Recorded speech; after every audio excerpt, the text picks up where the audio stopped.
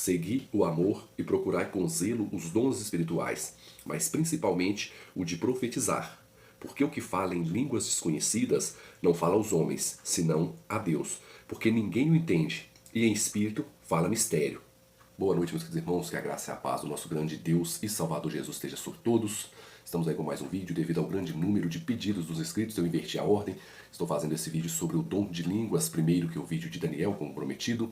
E quero, irmãos, agradecer a todos vocês, aos inscritos do canal. Estamos aí com 10 mil inscritos.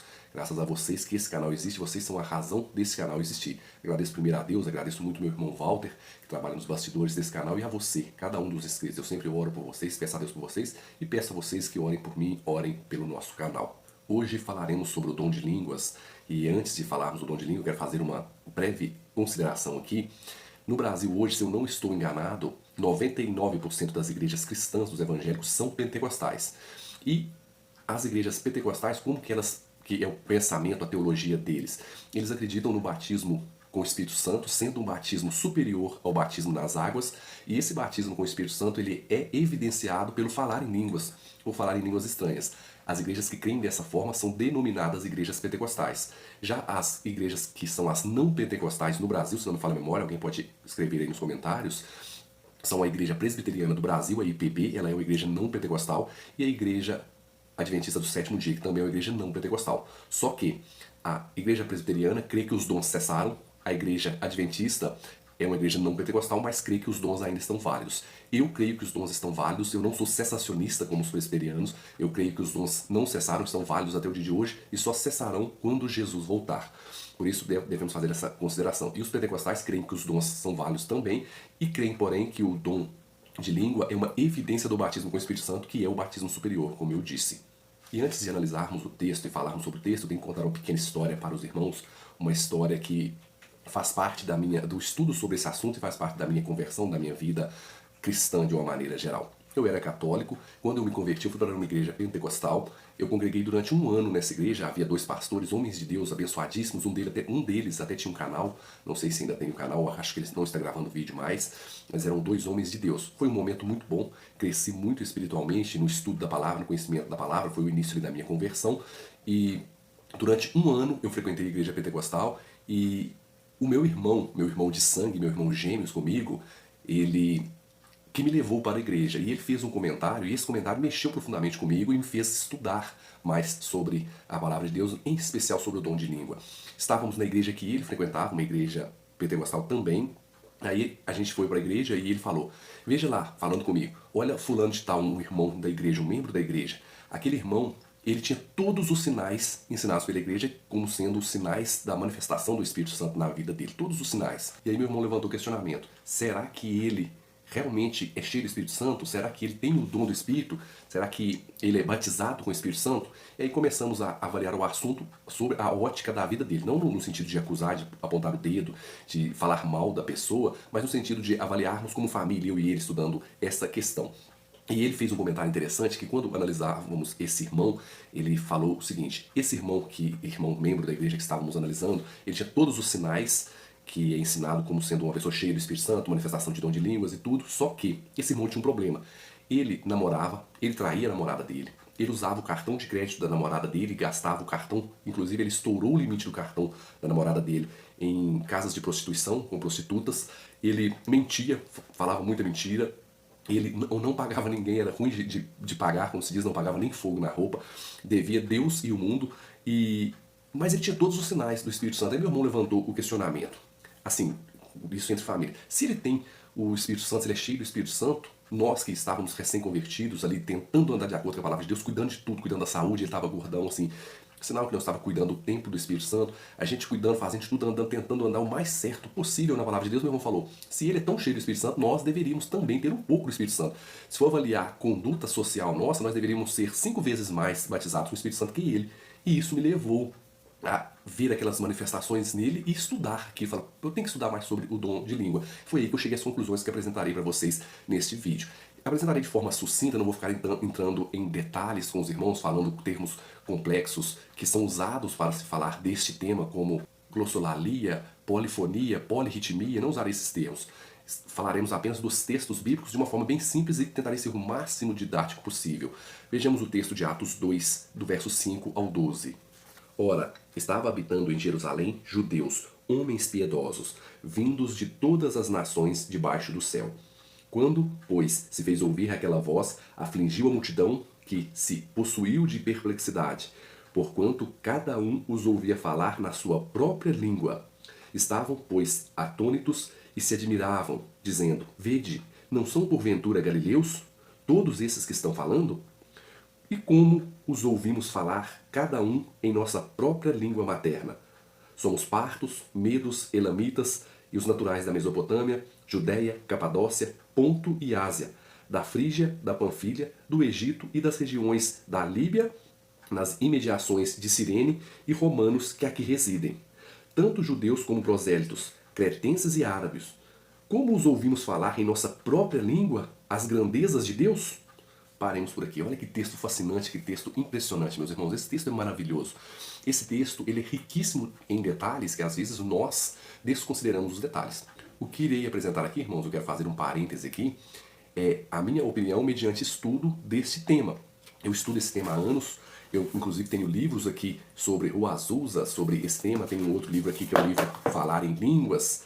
E eu gosto desse tema, eu estudei esse tema, o que eu falo aqui mediante os meus estudos, não é um achismo, porque hoje temos muitas pessoas que falam sobre assuntos do ponto de vista da sua opinião, sem uma investigação sobre a palavra. Ainda que você não concorde comigo, eu quero que você analise os meus argumentos. Veja, não, o que o Everton falou, acho que não está certo. Estude, leia o Novo Testamento, faça uma avaliação e crie a sua ideia baseada na Bíblia e podemos dialogar, pode comentar aqui, tenho prazer em responder vocês, aqueles que argumentam com educação. Quando eu fui me batizar, eu li todo o Novo Testamento e anotei todas as vezes que falava sobre Maria, para me ter uma noção boa sobre Cristo, sobre Maria, para me entender mais sobre o cristianismo e o protestantismo. Você que discorda, leia tudo o Novo Testamento, que é pequenininho, marque todas as manifestações do Espírito Santo, todas as vezes que aparece falar em línguas, vai anotando e formule a sua ideia mediante estudo da palavra, não mediante achismo, que A ou B diz. Apresentarei aqui a minha opinião sobre esse texto e voltando, esse texto é riquíssimo em detalhes. Vejamos os detalhes desse texto. Quando a gente analisa esse verso lido, a gente vê que aqui diz que havia homens piedosos de todas as nações debaixo do céu, lá em Jerusalém. E cada um desses homens piedosos ouviu falar em sua própria língua, ou seja, em seu próprio, é usada a palavra dialecto, em sua própria língua, seu próprio dialeto. E eles ainda ficam admirados, dizendo: são esses que estão falando, todos galileus, como nós podemos ouvir eles falar na nossa língua de nascimento, que está no original, nossa língua materna. E aí ele elenca, o texto elenca ali pelo menos 14 nações, e aí vem o verso 11, que é muito interessante, é a chave desse texto, que diz assim: tanto judeus como prosélitos, cretenses e árabes, como os ouvimos falar em nossa própria língua as grandezas de Deus. As grandezas de Deus. Isso é muito interessante. Ou seja, o que aconteceu aqui, aqueles estrangeiros ouviram falar das grandezas de Deus, ouviram falar que só Jesus salva, que a salvação é por meio de Cristo. Quando a gente vê o restante do capítulo, eles falam: aquele Davi que desceu ao túmulo, ele não está sentado à direita de Deus, é Jesus que está sentado à direita de Deus, é Jesus que subiu aos céus, Davi não subiu aos céus. Aí a gente vê toda a narrativa das grandezas de Deus, é o Evangelho, que a salvação é somente em Cristo. Essa grandeza de Deus é o Evangelho. E aí a gente vê que, de acordo com este texto que lemos aqui de Atos 2, que é a base da doutrina do dom de língua, da interpretação do dom de língua, de acordo com esse texto, a gente vê que a evidência do Espírito Santo manifestada no dom de língua, antes no Antigo Testamento, a manifestação do Espírito Santo era visível, digamos assim, pelo profeta profetizar, né? O indivíduo ficava profetizando, isso era uma evidência que ele estava cheio do Espírito Santo. Já no Novo Testamento, a evidência que a pessoa estava cheia do Espírito Santo era falando em línguas. Mas por que no Antigo Testamento era profetizando e no Novo Testamento falando em língua? Se a gente fizer uma análise simples, a gente entende que no Antigo Testamento o Evangelho era apenas para os judeus. Então não tinha por que falar em línguas estranhas ali entre os judeus. Quando a gente analisa, quando o Evangelho rompeu a barreira étnica, foi necessário o dom de línguas para que ele rompesse e alcançasse todas as nações. Por isso que o dom de língua é visto no Novo Testamento. E o dom de língua nada mais é que o dom de idiomas. Como eu disse aqui no texto de Atos 2, vemos 14 nações, todos homens piedosos, ouvindo os apóstolos pregarem na sua língua materna as grandezas de Deus. Não é aquela coisa que edifica a pessoa, edifica a igreja. Porque, um exemplo, eu pego um avião e ao meu lado senta um japonês. Eu nunca estudei japonês, eu nunca ouvi uma palavra em japonês, nada de japonês. E senta ao meu lado um japonês. E o Espírito Santo me dá o dom de falar em línguas para ele, eu vou pregar para ele as grandezas de Deus, que só Jesus salva, que o único caminho que nos leva a Deus é através de Cristo, é o caminho, a verdade e a vida, não há salvação fora dele. E eu pregando para esse japonês, eu vou falar para ele, sem nunca ter estudado japonês, ele vai ouvir na sua língua materna as grandezas de Deus. Ou seja, que só Jesus salva, que a única fonte de salvação é Jesus Cristo. Esse é o verdadeiro dom de línguas, ou seja, eu, por ficar cheio do Espírito Santo, vou falar em outro idioma as grandezas de Deus, vou pregar o evangelho para ele no idioma dele, ele vai ouvir na língua dele, sobre o plano de salvação de Deus para a humanidade, a grandeza de Deus. Esse é o dom de línguas, ou seja, o dom de língua é o dom de idiomas, não uma língua estranha que ninguém entende. O texto aqui deixa claro que os habitantes de 14 nações ouviam os apóstolos pregar na sua própria língua as grandezas de Deus. Tem que deixar claro isso, as grandezas de Deus. Por isso que o dom de língua é um dom de idioma. E aí a gente vê outros textos também no Novo Testamento, a gente vê lá o texto de Atos 10, 44, ali de 44 ao 47, a gente vê Pedro na casa de Cornélio e a gente vê uma evidência ali de Cornélio falando em línguas. E é interessante que quando a gente analisa lá no verso 28, diz que Pedro falando assim, você sabe que é proibido a um judeu a juntar com pessoas de outra raça. Lá ainda usa a palavra alófilos, que é estrangeiro, literalmente estrangeiro. Ou seja, na casa de Cornélio ele era um estrangeiro e ele começou a falar em língua. E interessante que Pedro fala assim como nós recebemos o Espírito, eles também receberam. E o que impede que eles sejam batizados? E olha que interessante a fala de Pedro, assim como nós recebemos o Espírito, assim como nós recebemos aonde? Lá em Atos 2, lá no Pentecostes. Assim como nós recebemos o Espírito lá em Atos 2, naquela evidência de falar em línguas estranhas, em outros idiomas, para outras nações, ele também recebeu. O texto que deve, esses textos que falam em línguas estranhas, em outras línguas, deve ser lido à luz de Atos 2, que é o primeiro texto falando sobre o dom de línguas, e que é o texto base, que explica mais claramente o que é o dom de línguas. E a gente vê outra evidência lá em Atos 19:6, Paulo pregando para uns discípulos de João Batista, e eles ficam cheios do Espírito Santo, são batizados e evidenciam estarem cheios do Espírito Santo falando em línguas. E aí a gente tem o texto mais famoso, que é o texto de 1 Coríntios capítulo 14, que iniciamos a leitura, 1 Coríntios 14, 1 e 2. Só que antes de vermos o texto de 1 Coríntios 14, 1 e 2, devemos nos atentar que a igreja de Corinto era uma igreja problemática. A cidade de Corinto era uma cidade altamente pagã. Lá havia cultos a Afrodite, cultos de prostituição sexual, ou seja, mulheres se prostituíam, faziam relações sexuais durante os cultos. Há relatos de alguns teólogos que lá em Corinto existia falar em línguas estranhas, que Deus tem o dom dele e o inimigo quer copiar. Que no paganismo também havia dom de línguas. E aí, nessa igreja conturbada, cheia de problemas, Paulo começa no capítulo 12 falando sobre os dons do Espírito, que faz a lista dos dons do Espírito. Aí vem no capítulo 13, ele fala sobre que o essencial, o maior dom, que nada adianta se a pessoa não tiver amor. Aí ele fala no capítulo 13 todo ali sobre o amor, que é lindo aquele capítulo 13 de 1 Coríntios, e aí ele entra no capítulo 14 normatizando os dons espirituais para a igreja de Corinto. Que aí é o texto que lemos no início do vídeo, iremos ler agora. Segui o amor e procurai com zelo os dons espirituais, principalmente que profetizeis, pois quem fala em outras línguas não fala aos homens, senão a Deus, visto que ninguém o entende, e em espírito fala mistério. Se você observou, tem uma diferença pequena nesse texto que li com o texto que abriu o vídeo, na abertura do vídeo. Porque o texto da abertura do vídeo, ele é o texto da Bíblia que é muito utilizada pelos irmãos pentecostais, que é a Almeida Corrigida Fiel. E eu estou lendo aqui na Almeida Revista Atualizada. E na Almeida Corrigida Fiel, aqui no verso 2, diz assim: pois quem fala em línguas desconhecidas, em itálico, a palavrinha tortinha, em itálico, línguas desconhecidas. Esses desconhecidas é um acréscimo que foi colocado ali para tentar dar sentido ao texto, que ele não consta nos originais. E agora eu estou lendo na versão Almeida Revista e Atualizada, que eu acho ela melhor que a corrigida. Leamos de novo. Segui o amor, procurai com zelo os dons espirituais, mas principalmente que profetizeis. Pois quem fala em outras línguas não fala aos homens, senão a Deus, visto que ninguém o entende, e em espírito fala mistério. Mas o que profetiza fala aos homens, edificando, exortando e consolando. O que fala em outras línguas, a si mesmo se edifica. Mas o que profetiza, edifica a igreja. Eu quisera que vós todos falassem em outras línguas, muito mais, porém, e profetizasseis. Pois quem profetiza é superior ao que fala em outras línguas, salvo se as interpretar, para que a igreja receba a edificação.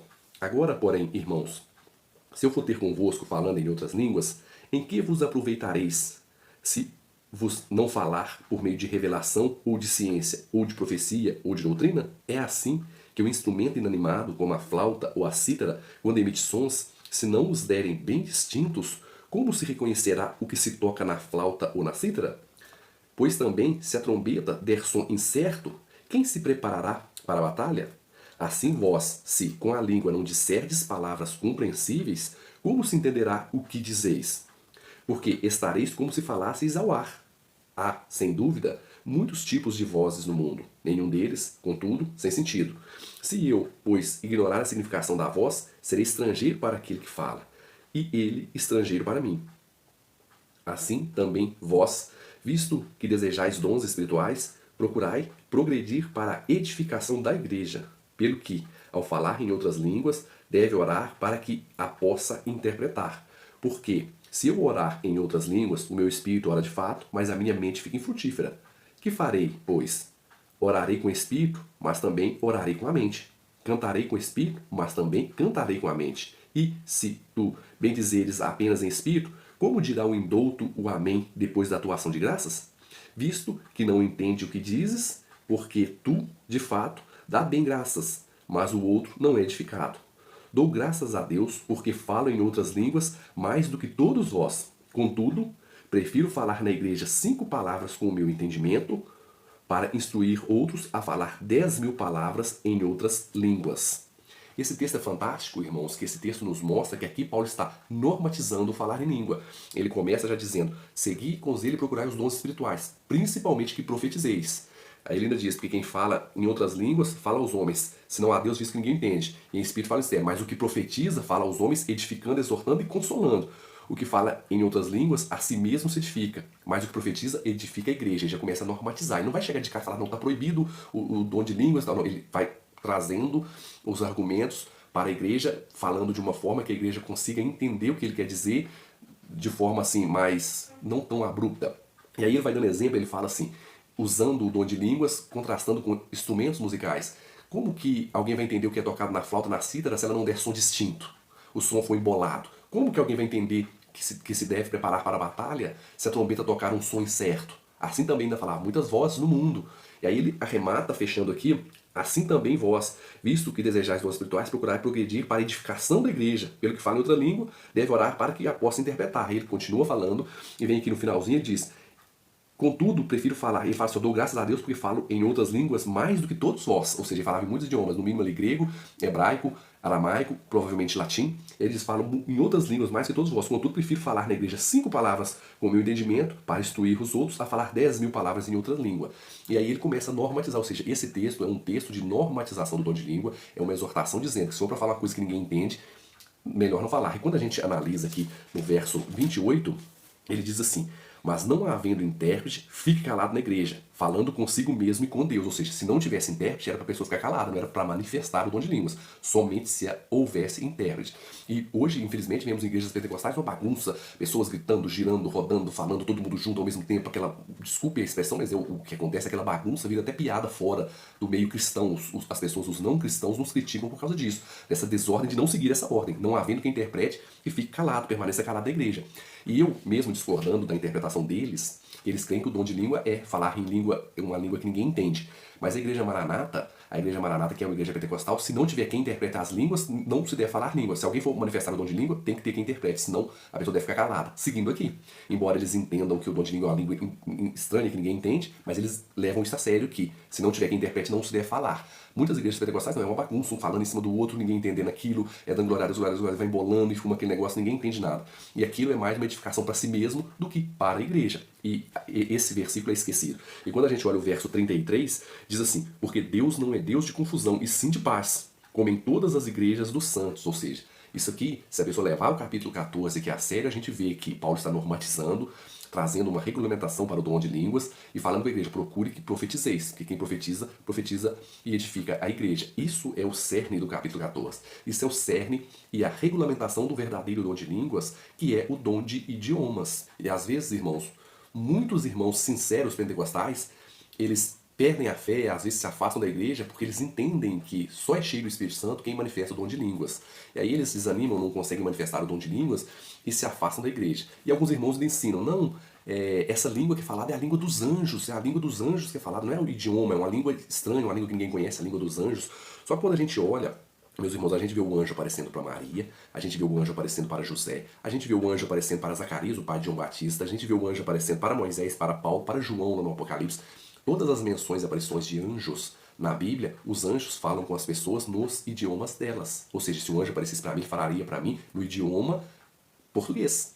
Não tem uma passagem na Bíblia que um anjo fale em uma língua que ninguém entende. Todas as aparições de anjos, os anjos falaram em línguas compreensíveis. Então a gente dizer que a língua dos anjos é uma língua que ninguém entende, aí já é extra-bíblico, a gente já está saindo fora da Bíblia. Porque na Bíblia não há evidência de anjos falando uma língua angelical desconhecida pelos humanos.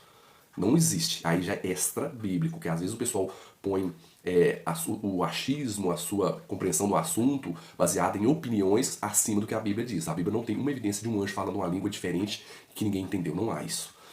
E quando vemos o dom de língua é o falar em idiomas. E aí a gente pega o pessoal, como eu disse, os irmãos sinceros às vezes saem das igrejas porque pensam que eu não tenho dom de línguas, eu vou sair da igreja, eu não sou cheio do Espírito Santo. Só que a gente deve entender que essa parte eu discordo dos pentecostais, que eles acreditam que a evidência do batismo com o Espírito Santo é o falar em línguas. Só que João Batista era cheio do Espírito Santo, nunca falou em línguas. Maria era cheia do Espírito Santo, nunca falou em línguas. Quando a gente olha, Jesus era cheio do Espírito Santo e nunca falou em línguas. Ou seja, entendermos que ser cheio do Espírito Santo é falar em línguas é equívoco. Não podemos pensar dessa forma. Ser cheio do Espírito Santo é andar de acordo com a palavra de Deus, é seguir os mandamentos de Deus, é ser uma pessoa honesta, uma pessoa que honra sua esposa, honra sua família, um bom cidadão, uma pessoa que dá um exemplo, um bom testemunho, uma pessoa que não mente, uma pessoa que anda de acordo com a palavra de Deus. Isso é ser cheio do Espírito Santo. E há outros dons, mas o principal é ter o fruto do Espírito, aquelas características do Espírito. Isso é ser cheio do Espírito. E os irmãos, às vezes, por não entenderem isso, acabam se afastando da igreja. Essa é a minha posição, irmãos. Eu espero ter ajudado, espero que esse vídeo, que é um vídeo polêmico, sirva para fomentar o estudo. Se você não concordou comigo, não concorda comigo, que esse vídeo sirva para você estudar, entender e deixar a Bíblia falar. Muitas pessoas vêm aqui, discordam de mim, às vezes até me xingam, mas eu só apresento Bíblia. Eu não tenho nada a um achismo. E sempre quando eu falo de outros assuntos até aos quais eu discordo, eu apresento materiais que eu já vi, já li sobre os assuntos, como os livros que apresentei. Esses dois livros aqui, que é o livro da Rua Azusa, que é a base da Igreja Assembleia de Deus, e o outro livro, que é um livro só sobre o assunto falar em línguas. Ou seja, eu já consumi esses dois materiais, estudei sobre o assunto, eu tentei chegar ao entendimento, orei, pedi a Deus para me dar discernimento, li toda a Bíblia pesquisando sobre o assunto para chegar a essa conclusão. Não é uma coisa baseada no que eu acho.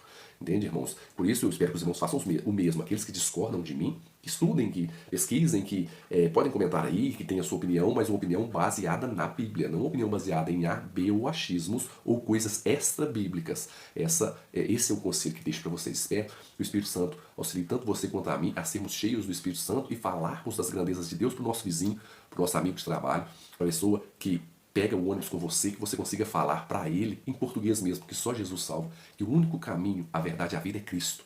Isso é o mais importante de toda a palavra de Deus, mostrar que a salvação só há em Cristo Jesus. Fiquem com Deus, fiquem na graça de Cristo e até o próximo vídeo.